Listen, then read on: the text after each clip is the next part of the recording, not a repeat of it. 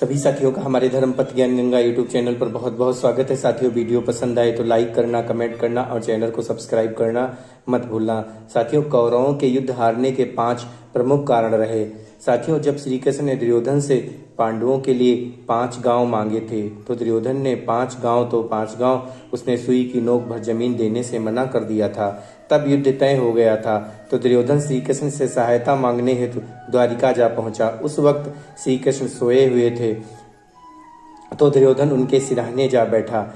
जब श्री कृष्ण की आंखें खुली तो उन्होंने सबसे पहले अर्जुन को देखा, हालचाल पूछा और भगवान श्री कृष्ण ने उनके आने का कारण पूछा। अर्जुन ने कहा, भगवान, मैं भावी युद्ध के लिए आपसे सहयोग लेने आया हूँ। अर्जुन के इतना कहते ही सिरहाने बैठा दुर्योधन बोला, हे कृष्ण, मैं भी आपके पास सहायता के लिए आया हूँ। चूंकि मैं अर्जुन से पहले आया हूँ इसलिए मांगने का पहला अधिकार मेरा है। तब श्री कृष्ण ने कहा, दुर्योधन, मेरी दृष्टि सबसे पहले अर्जुन पर पड़ी है। तुम कहते हो तुम पहले आए हो, अतः मुझे तुम दोनों की सहायता करनी पड़ेगी। मैं तुम दोनों में से एक को अपनी पूरी सेना दूंगा और दूसरे के साथ मैं स्वयं रहूंगा। अब तुम लोग निश्चय कर लो, तुम दोनों को क्या चाहिए। तो अर्जुन ने श्री कृष्ण से अपने साथ रहने की इच्छा प्रकट की, जिससे दुर्योधन प्रसन्न हो गया, क्योंकि वह तो श्री कृष्ण की विशाल सेना लेना चाहता था। यह कुरुवंश दुर्योधन की सबसे बड़ी चूक थी। साथियों, दूसरी सबसे बड़ी चूक ये थी, कौरवों की सेना पांडवों से युद्ध हारने लगी तो दुर्योधन भीष्म पितामह के पास गया और कहने लगा, आप अपनी पूरी शक्ति से युद्ध नहीं लड़ रहे हैं, मुझे तो आप पर शक हो रहा है। यह सुनकर पितामह भीष्म क्रोधित हो गए और उन्होंने तुरंत ही अपनी कमान से 5 सोने के तीर लिए और उन्हें अभिमंत्रित करके बोले कि कल मैं 5 तीरों से वे 5 पांडवों का वध कर देंगे। तब दुर्योधन ने वे 5 तीर पितामह के हाथ से लेकर कहा, ठीक है, कल सुबह इन तीरों को मैं आपको वापस कर दूंगा। भगवान श्री कृष्ण को इस घटना का जब पता चला तब उन्होंने अर्जुन को बुलाया और कहा, अर्जुन, एक बार तुमने दुर्योधन की जान एक गंधर्व से बचाई थी। तब तुम्हें दुर्योधन ने वचन दिया था कि इसके बदले कोई चीज कभी मांग लेना। तो अब समय आ गया है कि अभी तुम जाओ और दुर्योधन से 5 सोने के तीर मांग लो। अर्जुन दुर्योधन के पास गया और उसने तीर मांगे। क्षत्रिय होने के नाते दुर्योधन ने अपने वचन को पूरा किया और तीर अर्जुन को दे दिए। यदि दुर्योधन ऐसा नहीं करता तो निश्चित ही 5 पांडव मारे जाते। साथियों, तीसरी सबसे बड़ी चूक ये थी कि जब युद्ध में घटोत्कच ने कौरवों की सेना को कुचलना शुरू कर दिया था तो दुर्योधन घबरा गया। ऐसे में उसे समझ नहीं आ रहा था क्या करे। तब कृष्ण ने कर्ण से कहा, आपके पास तो अमोघ अस्त्र हैं जिनके प्रयोग से कोई बच नहीं सकता, तो आप इसे क्यों नहीं चलाते। कर्ण कहने लगा, नहीं, ये अस्त्र तो मैंने अर्जुन के लिए बचा कर रखा है। तब श्री कृष्ण कहते हैं कि अर्जुन, पर वो तुम तब चलाओगे जब ये कौरव सेना बचेगी, ये दुर्योधन बचेगा। जब ये सभी घटोत्कच के हाथों मारे जाएंगे तो फिर उस अस्त्र चलाने का क्या फायदा होगा। दुर्योधन को कृष्ण की ये बात समझ में आ गई। वह कर्ण से अमोघ अस्त्र चलाने की जिद करने लगा।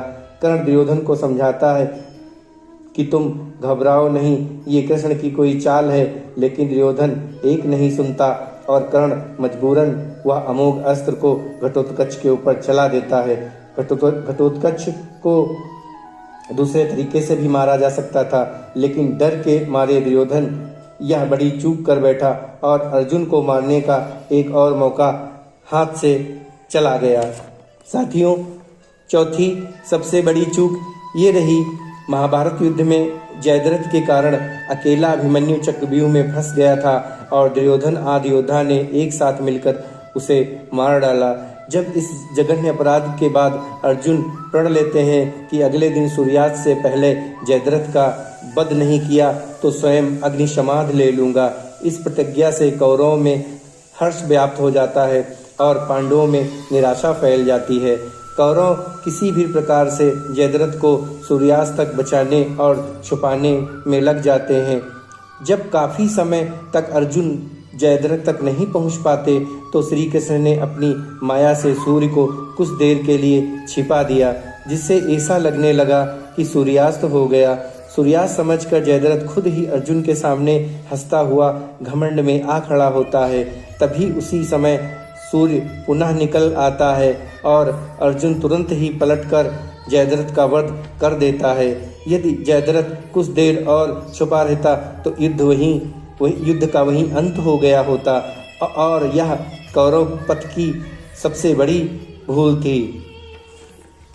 साथियों, पांचवी सबसे बड़ी चूक ये थी कि महाभारत के युद्ध में भीष्म पितामह कौरवों की तरफ से सेनापति थे। भीष्म घोर युद्ध करते हुए न केवल पांडवों की सेना के हजारों सैनिकों का संहार कर दिया, बल्कि अर्जुन को घायल कर दिया, उसके रथ को भी जर्जर कर दिया। ऐसे में श्री कृष्ण को एक युक्त समझ में आती है और कृष्ण के कहने पर पांडव भीष्म के सामने हाथ जोड़कर उनसे उनकी मृत्यु का उपाय पूछते हैं। भीष्म कुछ देर सोचने पर उपाय बता देते हैं। दरअसल भीष्म ने अपनी मृत्यु का रहस्य यह बताया कि वे किसी नपुंसक व्यक्ति के सामने हथियार नहीं उठाएंगे, इसी दौरान उन्हें मारा जा सकता है। इस नीति के तहत युद्ध में भीष्म के सामने शिखंडी को उतारा जाता है। शिखंडी के समक्ष भीष्म अपने अस्त्र त्याग देते हैं। शिखंडी भीष्म पर सैकड़ों तीर छोड़ता है, लेकिन भीष्म का उससे कुछ भी नहीं होता। लेकिन पीछे से अर्जुन भी अपने तीर शिखंडी के तीरों के साथ छोड़ते हैं, जिससे चलते भीष्म का शरीर छलनी हो जाता है। भीष्म कराहते हुए नीचे गिर जाते हैं और भीष्म बाणों की सैया पर लेट जाते हैं। यह कौरव पक्ष के भीष्म की सबसे बड़ी चूक थी। भीष्म अपनी मृत्यु का राज बता देते हैं। यदि भीष्म तीरों की सरसैया पर नहीं लेटते तो पांडव युद्ध में शायद ही जीत पाते, लेकिन जहां कृष्ण होते हैं वहां सब कुछ संभव है। साथियों, नमस्कार।